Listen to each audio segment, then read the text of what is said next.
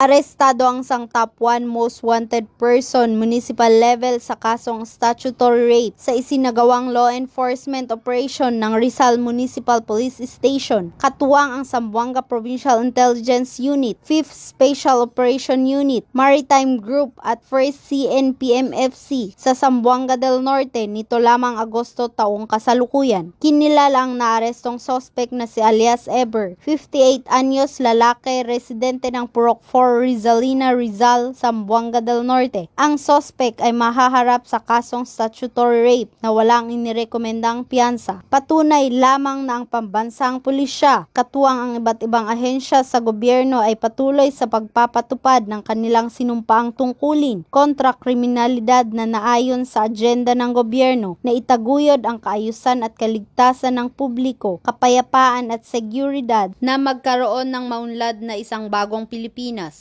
Mula dito sa Zamboanga Peninsula, ako ang iyong PNN correspondent, Patrolwoman Charlene Rose Gumangan, alagad ng batas, tagataguyod ng balitang pulis.